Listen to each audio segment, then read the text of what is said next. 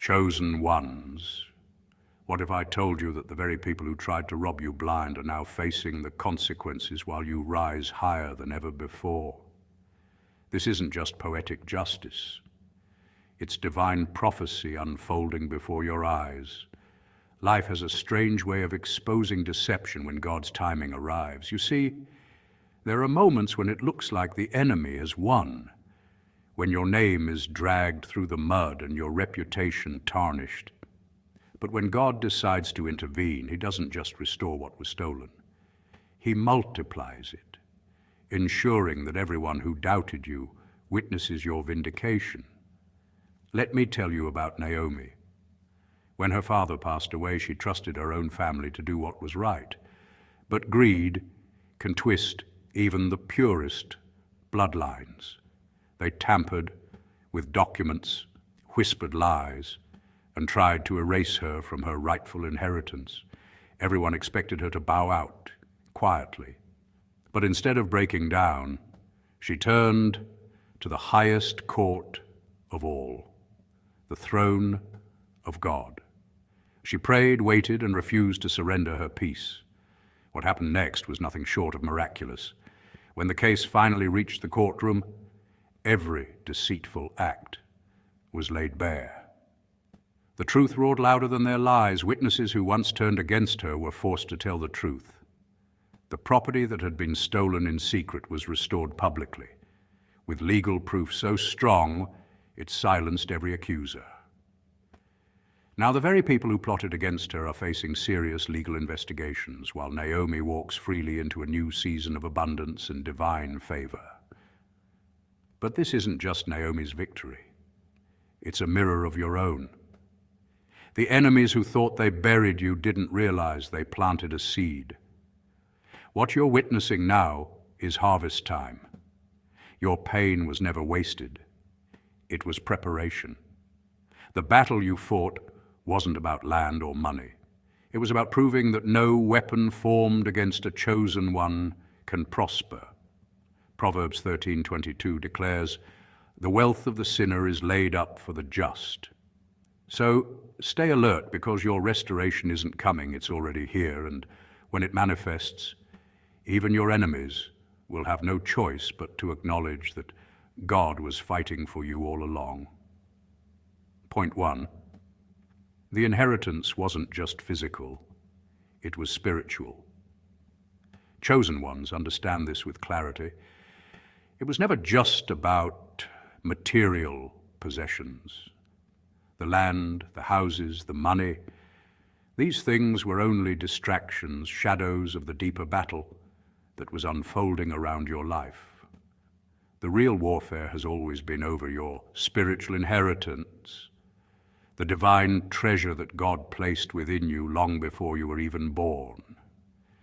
Your peace, your calling, and your destiny, these are priceless, eternal, and cannot be measured in human currency. The enemy knows this, which is why he tries so hard to cloak his attacks in the form of loss, betrayal, or financial struggles. If he can trick you into believing that your worth is tied to what you own, then he can lure you away from what truly matters, the unshakable purpose and authority God has written over your life. Think about it. History and Scripture both show us that whenever a chosen one rose up, opposition followed, not because of what they had, but because of who they were. Joseph wasn't hated by his brothers because of a fancy coat of many colors. He was hated because of the dream God gave him. Job wasn't attacked because of his wealth alone. The enemy was after his faith. Even Jesus wasn't crucified for owning property or riches. He was crucified because he carried divine authority and power. This is the pattern. The enemy uses material fronts as camouflage, but the target is always spiritual. Psychologists today tell us that when people experience loss or envy, it often comes with deep psychological projection, meaning people lash out not because of what you have, but because of what you represent. In the same way, your enemies don't envy your car, your home, or your bank account. What shakes them is the peace you have when everything around you looks unstable, the confidence you carry even when life tries to humble you, and the resilience you display when others would have crumbled. They envy your inheritance, not your possessions. And here's the truth, chosen one. What is marked for you in heaven cannot be lost on earth. No betrayal, no delay, and no sabotage can erase what God has already stamped with his seal. Spiritual inheritance is like DNA. It cannot be transferred, it cannot be replicated, and it cannot be erased. You may lose a house, but not your home in God. You may lose money, but not your provision. You may lose people, but not your destiny. Every earthly loss is temporary, but every heavenly promise is eternal. And that's exactly why God sometimes allows the stripping away, so you can see clearly that your true wealth was never in the external, but in the internal. Entertainingly enough, even science agrees with this principle. Studies in resilience psychology reveal that individuals who anchor their identity in values, purpose, and belief systems, rather than in possessions, recover faster from life's challenges and live longer, healthier lives. In other words, when your inheritance is spiritual, you outlast storms that swallow others whole. That's why you're still here, chosen one. People may look at you and wonder, how are they still standing after everything? But they don't realize you're standing not by earthly strength, but by a heavenly inheritance that can't be stolen. So let the world chase after temporary things. Let the enemy throw distractions, lies, and illusions. You remain grounded in the truth that your destiny is secure. God has already declared no to every plot against your inheritance. What belongs to you will not pass you by. Your calling is written in eternal ink. Your peace is guarded by heavenly armies, and your destiny is already anchored in the hands of the one who cannot fail. And when you walk in that truth, you don't just survive, you dominate. Because nothing and no one can steal what was sealed in heaven long before this world even knew your name. Point 2. Lies can't outlive truth. They forged papers, twisted words, and made secret deals. They whispered in dark corners and moved like shadows, thinking their plots would go unnoticed. But here's the thing. Lies have an expiration date. They may look convincing for a while, even powerful, but eventually they rot. Like fruit left too long on a shelf, their sweetness turns sour, their color fades, and the stench gives them away. Truth, on the other hand, is eternal. It does not expire, it does not crumble, and it does not need to be defended with deceit. The chosen ones know this instinctively, because your power has never been in manipulation. It has always been in integrity. And integrity has a strength that no forgery, no twisted word, and no false alliance can ever rival. Think about it. History is littered with examples of people who built their kingdoms on lies. Empires rose on propaganda. Rulers secured thrones through backroom deals. And leaders silenced truth-tellers to protect their image. Yet over time, the truth surfaced. The pharaohs of Egypt tried to erase Moses' people from memory, but their liberation is still told thousands of years later. Corrupt kings in medieval courts tried to smear the reputations of prophets and saints, but their names shine brighter today than those of the rulers who opposed them. Even in recent history, forged documents and false accusations have crumbled once real evidence came to light. The pattern is undeniable. Deception can win battles, but it never wins wars. That's why you didn't need to fight dirty, chosen one. You didn't have to scheme, manipulate, or strike back with the same weapons used against you. You just had to stand in your integrity. And that in itself was a weapon sharper than any forged signature or secret alliance. Integrity is not just a moral ideal, it's a spiritual law. In psychology, researchers call it moral resilience, the ability to stay rooted in your values even when under attack. In Scripture, it is written as sowing and reaping. What is planted in deception will one day yield exposure, and what is planted in truth will yield justice. When you chose not to stoop to their level, you stepped into a different courtroom altogether, the courts of heaven. Unlike the courts of men, which can be swayed by lies, bribes, or power, the courts of heaven are incorruptible. They see beyond appearances into intent, beyond paperwork into motive, and beyond words into the spirit behind them. And when heaven overrules earth, no earthly signature or secret pact can stand against it.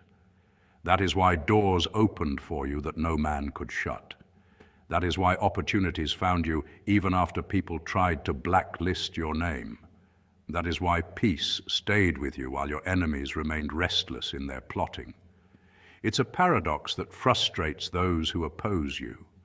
They did everything right in the world's eyes, covering their tracks, forging documents, twisting narratives, yet you still stand. Why? Because you stood under a higher law. The universe itself bends toward truth. Science even reflects this principle. False data in experiments eventually gets exposed under replication because truth withstands scrutiny, while lies collapse under pressure. Likewise, in your life, every false report, every manufactured story, and every forged agreement will eventually collapse under the weight of its own deception. So, chosen one, take comfort in this. While they fight to maintain illusions, you simply walk in truth. They must keep adding lies to cover old ones. You only need to remain steady in your integrity. And in the end, truth always outlasts lies. That's why the courts of heaven have already ruled in your favor. You don't need to anxiously defend yourself. Your peace, your endurance, and your light are the testimony. The longer time passes, the clearer it will be who stood in deception and who stood in divine truth. And when the dust settles, you will still be standing, because truth is eternal. Point 3, God turned their trap into their trial. What they set up to destroy you became the very trap that's now exposing them. This is not just a dramatic twist of fate, it's a spiritual principle that has played out since ancient times. Throughout history, from the biblical story of Haman building gallows for Mordecai, only to be hanged on them himself, to modern whistleblowers exposing massive corporate frauds. There's a recurring theme: malicious schemes often backfire. The energy of deception carries within it the seed of its own destruction.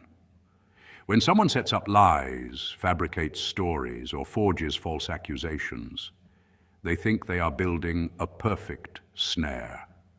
But the universe, God, karma, or natural law, has a way of turning those very traps into evidence, receipts, and revelations that dismantle the deceiver instead of the target. For the chosen ones, this phenomenon is especially potent. You're not just living life on a mundane level. You're walking a path where spiritual laws are at work on your behalf. People may plot against you in secret, thinking you are unaware. They might falsify documents, twist narratives, or rally others to attack your name and credibility. They do it because they believe you're isolated or powerless. But what they fail to understand is that spiritual protection is not passive, it's active. There is a higher intelligence, a divine justice system that is always at work behind the scenes. What was forged to silence you becomes a megaphone exposing them. The same files they thought would bury your reputation become the trail of evidence proving their wrongdoing. This isn't just mystical talk, it's observable even in the legal and social world.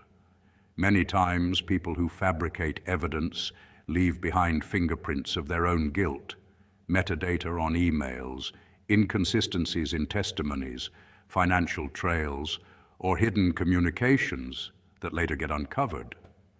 Prosecutors and investigators often refer to this as consciousness of guilt, a psychological principle where, in trying to cover a lie, perpetrators actually reveal more about themselves. It's why so many public scandals unravel in the digital age. In an era where every action leaves a trace, even the best laid traps can't remain hidden for long. From a spiritual lens, what's happening is even deeper. The chosen ones are not just protected externally. Their internal clarity acts as a mirror. When people plot against you, they're actually revealing their own character, their own fears and their own motives, your calmness, your refusal to retaliate prematurely, and your ability to stand in truth create a vacuum where lies can't breathe for long. Eventually, the energy they sent out circles back to them like a boomerang. Ancient wisdom and sacred texts often describe this as reaping what you sow, or the pit they dug for you, they shall fall into themselves. So when whispers of criminal charges start surfacing against those who plotted your downfall, it's not coincidence, it's consequence. What was hidden in darkness is coming into the light because darkness can't hold on to what belongs to truth.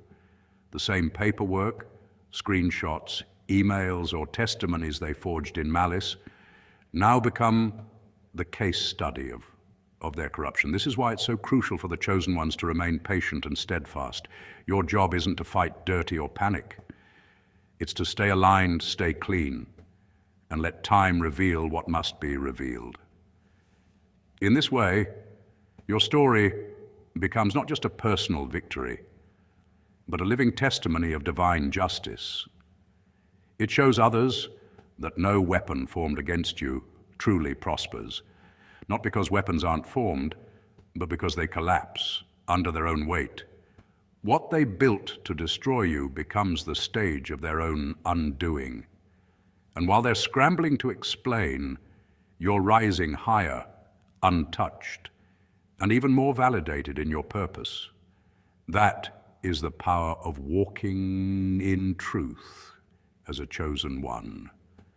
The very traps meant for your destruction become the stepping stones to your vindication. Point 4, your patience was your weapon.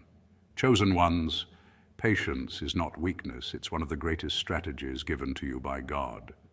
In a world that worships speed, instant gratification, and quick results, your ability to wait sets you apart like a diamond hidden among stones.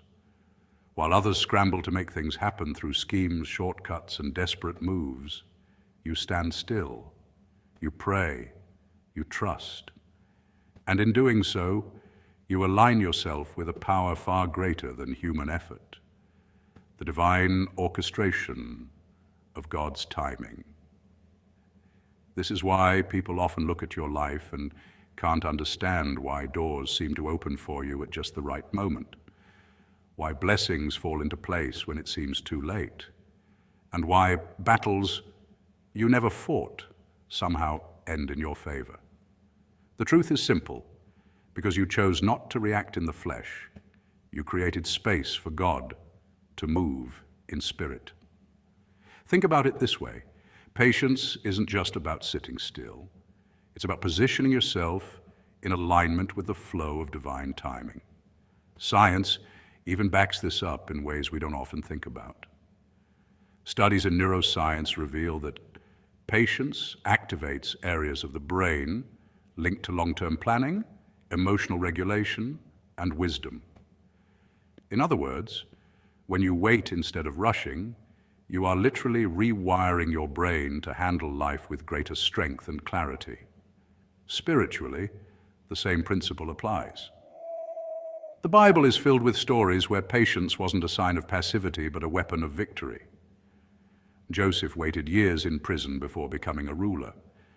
David was anointed king but had to wait in the shadows before taking the throne. Even Jesus waited 30 years before beginning his ministry.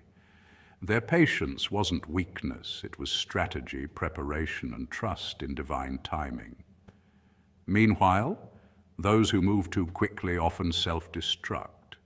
History is littered with examples of leaders who rushed into wars, relationships, or decisions without patience, only to collapse under the weight of their own haste.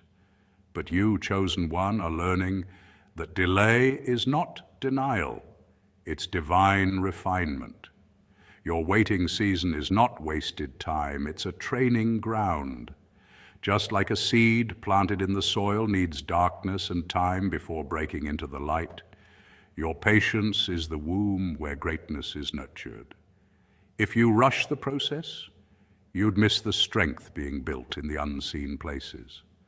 And let's be honest, patience intimidates people. In a culture that runs on fear of missing out, your refusal to panic makes others uncomfortable. They expect you to chase, to beg, to force things into your hands. But when you simply fold your hands, bow your head, and whisper, "Let God handle it," you expose the fragility of their frantic ways. That's why people mistake your patience for weakness. They can't comprehend a strength that doesn't shout, doesn't scheme, and doesn't fight dirty. But what they don't see is that every moment you hold back, heaven is moving pieces on your behalf, orchestrating outcomes no human hand could ever design. Chosen ones, understand this. Patience is spiritual warfare in disguise. It's a shield that blocks you from traps set by the enemy. It's a sword that cuts through illusions of control. It's a crown that reminds you that you are not ruled by time. You serve the one who rules time. That's why the timing of your breakthroughs feels divine. It is divine. You weren't late. You were right on schedule. You didn't miss out. You were protected from stepping in too soon. So keep waiting with wisdom, praying with faith, and trusting with courage. Because when God moves, no amount of rushing, scheming, or panicking from others can compare to the doors he opens for those who choose patience over panic, faith over fear, and spirit over flesh. Point 5. Enemies never expected your strength. Let's be honest, chosen one. They thought you would cry, collapse, and surrender. They expected you to break down under the weight of betrayal, lies, and the silent daggers thrown at your back. They pictured you drowning in self-pity, begging for understanding, or desperately trying to defend yourself. But instead, you smiled. You stood firm. You carried yourself with grace. And that quiet resilience shook them more than any loud retaliation ever could. People aren't just upset because they didn't win. They're furious because they lost control over the narrative. When they realized you weren't reacting the way they planned, it was like pulling the rug out from under their entire scheme. Their power didn't come from truth, it came from manipulation. And manipulation only works when you allow yourself to be pulled into the drama. This is something fascinating about human psychology. Control often hides in narratives. Whoever shapes the story shapes the perception, and perception is powerful. History itself is filled with examples. Dictators, corporations, and even family systems often thrive not on absolute truth, but on controlling the way truth is told. The chosen ones, however, live differently. You don't fight to rewrite someone's gossip. You don't need to chase down every rumor to clear your name. Your life, your energy, and your peace tell the real story. That's why, when others expected your silence to mean defeat, it actually became your strongest weapon. You understood the ancient wisdom of Proverbs 17:28. Even fools are thought wise if they keep silent, and discerning if they hold their tongues.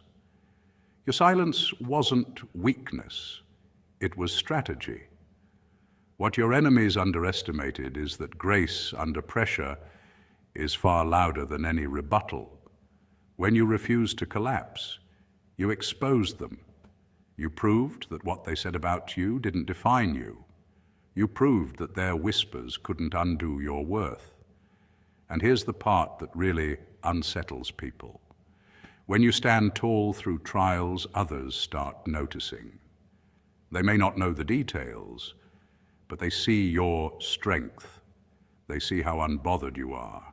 And suddenly, the ones who tried to destroy your reputation are the ones who look insecure, bitter, and small. Psychologists call this a boomerang effect. When attempts to discredit someone only end up discrediting the attacker. But let's go deeper, chosen one, because there's also a spiritual layer here. Every test you went through was not to prove yourself to them. It was to prove yourself to you. God doesn't waste pain. He uses it as a furnace, refining your character like gold. In metallurgy, gold has to be heated at extreme temperatures to burn off impurities. The gold doesn't complain, it just endures. And when the heat is over, what's left behind is purer, stronger, and far more valuable. That's what happened to you. You weren't destroyed by the fire. You were refined by it. And when you emerged shining, those who plotted against you couldn't stand the glow, so yes, they're furious. Not because you lost, but because you didn't lose. They thought they were the author of your downfall, but they forgot one thing: God holds the pen.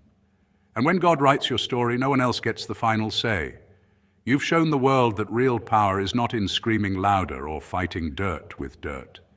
It's in walking with dignity, smiling in storms, and knowing your peace cannot be stolen. That is why they can't stop talking. That is why they can't rest easy.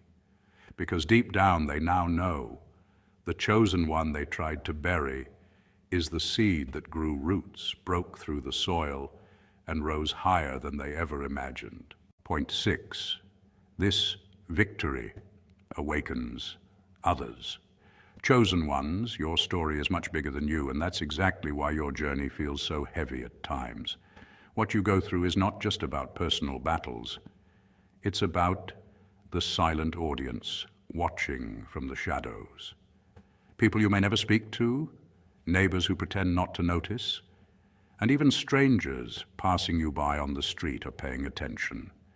Your resilience, your victories, and your ability to stand again after life has tried to break you. These are not wasted moments. They ripple outward, stirring hope in those who thought their own storms would drown them. When you overcome, it becomes proof to the overlooked, the broken-hearted, and the silent fighters that there is a God who still delivers, who still lifts the lowly and crowns them with glory at the appointed time. This is why your battles seem public, even when you try to live quietly. People whisper, not only because of curiosity, but because your very life unsettles them. Your progress tells a story of divine favor, and that is something human beings cannot manufacture or control. Psychologically, humans are drawn to narratives of triumph against the odds because they ignite their survival instincts. Our brains are wired to seek hope in other people's resilience. Spiritually, however, it's much deeper. Your victories are testimonies. Each step you take forward is like a living sermon, reminding the oppressed that breakthrough is possible, showing the voiceless that God still has the final say. Throughout history, we see this truth play out. Joseph in the Bible was thrown into a pit, sold into slavery, and locked in prison. Yet his eventual rise to power saved nations from famine and proved that no injustice could override God's plan. Nelson Mandela endured 27 years behind bars, and when he walked free, his story wasn't just his. It belonged to millions who had prayed and suffered under oppression. Even in modern times, athletes, activists, and leaders who climb from impossible beginnings become global symbols of endurance and divine justice. Your life as a chosen one carries that same weight. And this is where the envy comes in, because when God is on your side, no weapon formed against you prospers. People may plot, systems may oppress, and tongues may rise against you, but all of it collapses when heaven has already declared victory over your life. The irony is that those who try to destroy you end up becoming background characters in your testimony. Their gossip becomes evidence of your unbothered spirit. Their attacks become proof of your strength, and their envy becomes a spotlight that magnifies the grace covering you. So never think your journey is insignificant or unnoticed. You are walking evidence of divine justice in motion. Your story is a living reminder that trials may come, but triumph is inevitable when God is involved. And the world, whether it loves you or despises you, cannot look away, because deep down, they know the chosen one always rises. Point 7. This is only the beginning. Winning the inheritance wasn't the end, it was the beginning. Chosen one. You see, an inheritance in the spiritual sense is not just about money, property, or assets. It represents the release of what was always meant for you, the blessings, opportunities, and authority that God reserved for your life. For years, you may have lived in survival mode, constantly battling trials, betrayals, and unexpected storms. People may have tried to rob you of what was rightfully yours, spreading lies, blocking doors, and even creating false narratives just to keep you from your breakthrough. Yet here you stand, victorious. That win is not simply a legal or financial victory. It is a prophetic signpost that heaven has shifted your story. It's confirmation that you're stepping into a season of overflow, where the years of lack, tears, and rejection are giving way to abundance, clarity, and divine favor.